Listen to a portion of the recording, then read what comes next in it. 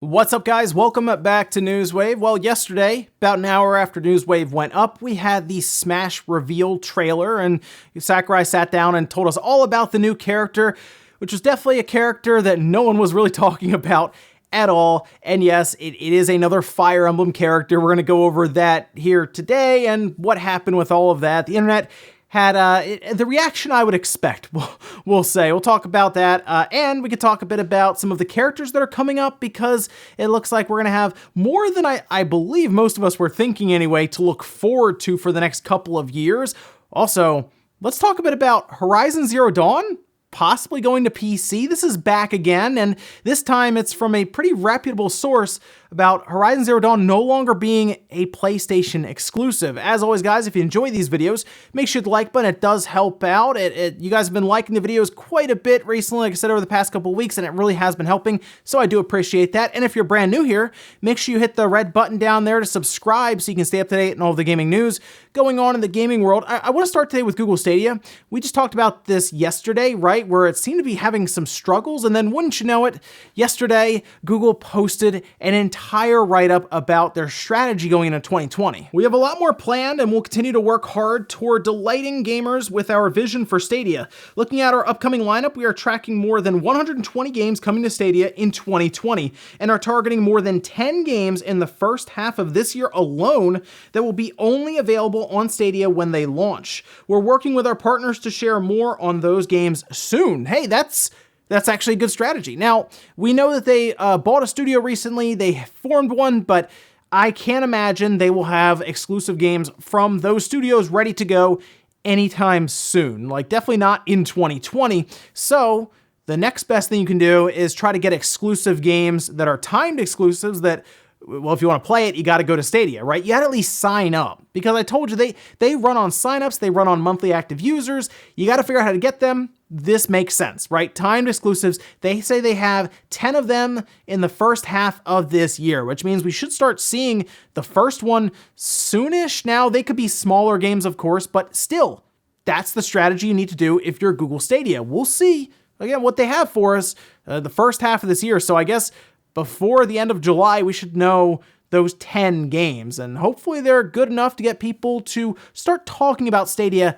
again. Also, we had been talking about Metro Redux on the Switch after retail listings and ratings came out. Well, we did get our announcement trailer, as you're seeing. This is from 4A Games, of course, and it looks like we're going to be seeing Metro Redux as a bundle pack on a single cartridge, 16GB cartridge, by the way, where everything is on the cartridge. Doesn't appear to have any download codes. Good news there. It's not a Capcom or anything, and they're not pulling that, which is great to see. It's going to be $49.99 for the physical copy, and then if you want it digitally, you can split them up. Let's say you just want Metro 2033, or you want Last Light. You can buy either one for $25 on the Switch eShop. Again, good news there if you just want one or the other. I'm mostly curious to see Metro run as a portable game. That is going to be fascinating to see this thing on the Switch. We say that about a lot of games, though, like seeing The Witcher 3 as a portable game was wild, but seeing games like Metro, which beat up PCs quite a bit not even that long ago, running on a device that's able to be run off of a battery is interesting to see. But February 28th, $49.99 for the physical copy, or split them up, $25 a piece. Oh, and you remember how we had the Devil May Cry announcements that were going to be coming up? They gave us a bunch of dates. There was speculation about Dante being in Smash because one of the dates seemed to sit right in line with the Smash Bros. Reveal trailer. Well, that's not quite what it is. It's actually something from Devil May Cry 4. Technically, it's basically freestyle mode where you can change between styles on the fly, essentially, fighting styles, and it makes combat much more interesting, right? You can flow between styles, you can do different things, your combos can change. It's better than what it was technically in Devil May Cry 3, where it was much more clunky and took longer to just change between your different styles. I like this. I like them going back and adding stuff to what a lot of people look at and say that's the best Devil May Cry. I'm glad it's not just a flat out port. Capcom is putting some effort into this release, and that's great to see. And we still have 2 more reveal events for some other stuff being added in, so we'll see what else they have for us, because this is actually something that would drastically change the gameplay. So exciting stuff. And guys, with some of the quick news out of the way, let's get into the bigger stuff. Let's start with this Smash Bros. Reveal.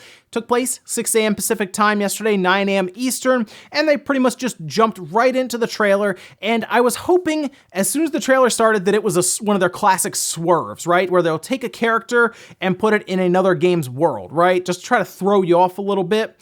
Like when we had Luigi walking around, of course, and the Grim Reaper basically took Luigi's soul. Oh, here comes Simon Belmont. And I was like, whoa, that was really, really neat to see that, right? Where you have that happen to throw you off. Didn't happen here at all. It was just like you jumped in. Oh, it's Fire Emblem. Okay, yeah, it's just Fire Emblem. It was Byleth from Three Houses, which Three Houses, awesome game.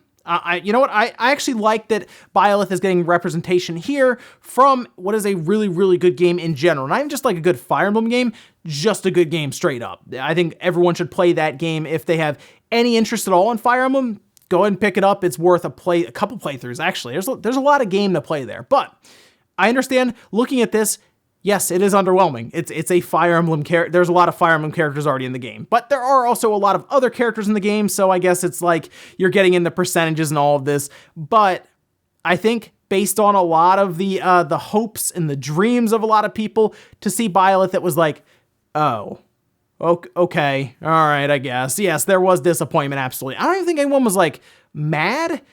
I just think they were disappointed, I guess. Although if you look at the like to dislike ratio, by the way, check this out. Definitely the most controversial, the most mixed reaction for this Smash character, I would say, so far. I mean, think about what we've had. Banjo was like overwhelming amounts of excitement, right? Same with Joker. Terry, well, Terry wasn't like a bunch of people were that excited. People were like, okay, I get why Terry is a part of this whole thing, right? So looking at that, yes, the most underwhelming of the entire pack, absolutely. But they did add some cool stuff to Byleth. They also have the male and female version, and they do have several different weapons that you can use, which is good because it's not just necessarily a sword character. There were some cool gameplay elements there that Sakurai showed off. He even counted in binary with his hands, which was interesting to see.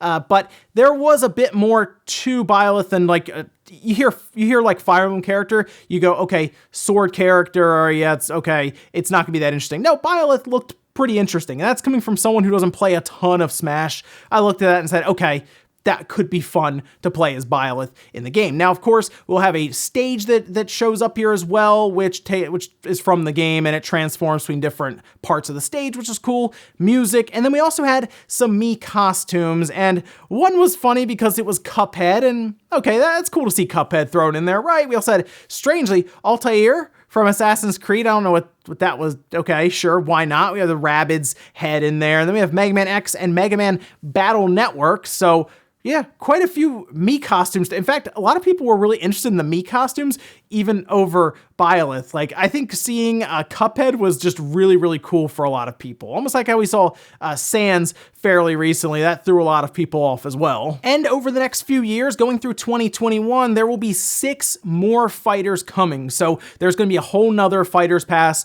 that you can buy into, and we'll have 6 different characters. So while Byleth was the last one for this recent Fighters Pass, and yeah, it was technically a underwhelming way to end it, there is still plenty more characters to look forward to that could end up being one of those characters you were guessing or crossing your fingers for and hoping. Now, Sakurai did say they've already been decided. Nintendo decided these previous 5, and it sounds like they decided the next 6 already. So, but he said bugging him on Twitter is not going to do much. So I guess keep that in mind. If Waluigi's in, he's already in, okay? And they're just working out how he's going to work in the game. Same with Sora or anyone else. But yes, Byleth, underwhelming, I understand. But people are going to be excited to start playing as Byleth January 28th either way, and if it's not your character or the person or whoever you were hoping would be in the game, well, look forward to the next reveal because there's going to be 6 more of them. Next up, let's talk about Cyberpunk 2077 because it has been the week of delays, and Cyberpunk 2077 unfortunately could not escape this week. They were close, okay? They were close.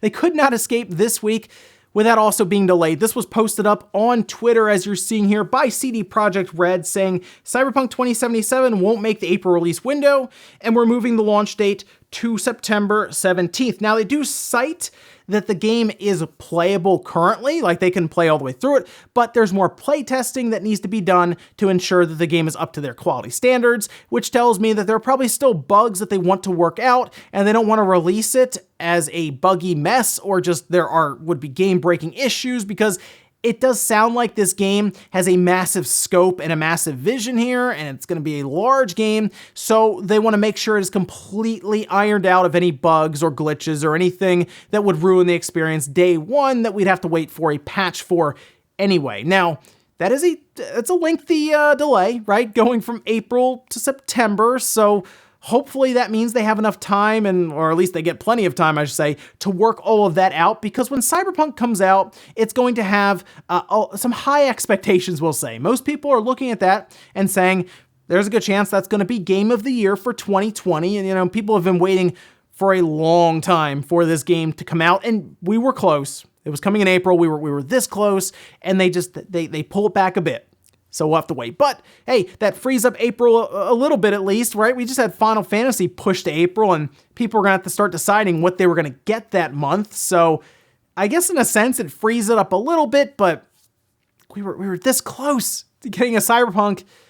Hopefully nothing else really heavy gets announced for the first half of September, because that's going to be all Cyberpunk when we get to that point, but look forward to it then. Next up, let's talk about Horizon Zero Dawn. Now, we had heard about this previously. There was a rumor going around that Horizon Zero Dawn was actually going to be moved to PC, so it's currently a PlayStation 4 exclusive. That's where you play it. You can play it on PlayStation Now, but we've seen this before where games go on PlayStation Now. It's streaming only if you want to play it on your PC. You can download it on the PlayStation 4, but it looks like those have a time limit. There is a timetable where they appear to be removed as we go along.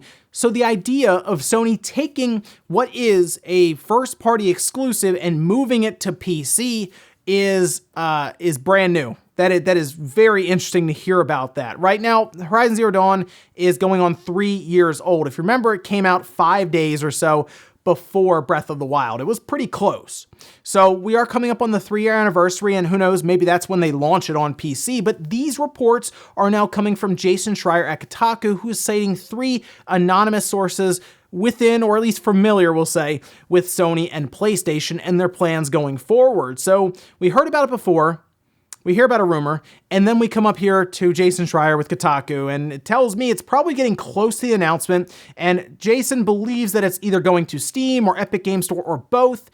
I'd like to see it on Steam, but who knows, maybe Sony takes some of that money from Epic and they do move it to the Game Store. And while this isn't confirmed, obviously, I'll tell you now, it's getting more and more locked in at this point, okay? So the idea of Sony moving some of their first-party games, even if they're older ones, to another platform is interesting. It does show kind of the shifting right now in how the next generation is going to play out, possibly with games going to other platforms, right? We could have games all over the place next generation. Microsoft is completely open to it, right? Nintendo is still going to protect their IPs. I don't think they're going to just start throwing Mario or Zelda or anything anywhere else, but they have worked pretty seriously towards moving their IPs to cell phones at this point. And we even see, well, Octopath Traveler, of course, isn't Nintendo's, it's Square's. It was like a timed exclusive for the Switch, so who knows? Going into next generation, it's going to be weird. Like, for people who have been playing games for a while and you think about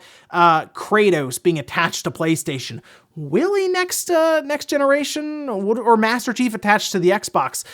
Will he be next generation? Like, these are questions that are going to be answered maybe a bit differently over the next 5 years or so, because it's, according to people right now, including Jason Schreier, this isn't the last game from Sony that's going to be moved elsewhere. And if I had to take a guess, I would say Dreams is probably going to PC as well. I mean, that makes sense. I turned on Dreams on the PS4, and the first thing I thought was, this would work better with a keyboard or a mouse. Well, there you go. Maybe that's next up as well. And in our last bit of news, let's quickly go over the NPD sales charts for December. There is one game I want to point out on there that I'm very, very impressed with, like really, really impressed, which you might even be able to see when we start going down the different games here. It's pretty straightforward for the systems. The Switch, yes, it was number 1, by quite a bit. The other systems are in a bit of a decline now because we're coming up to the end of the generation.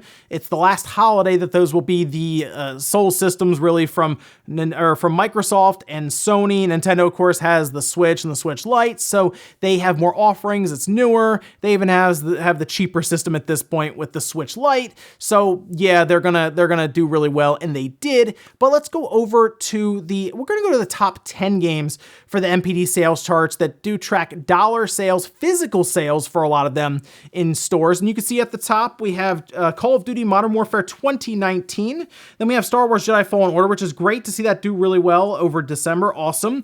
Madden NFL 20, NBA 2K20. And then we get into Luigi's Mansion 3 at number 5. And now you see the asterisk next to it. That's because they cannot track digital sales from Nintendo. But look right below that, Pokemon Sword.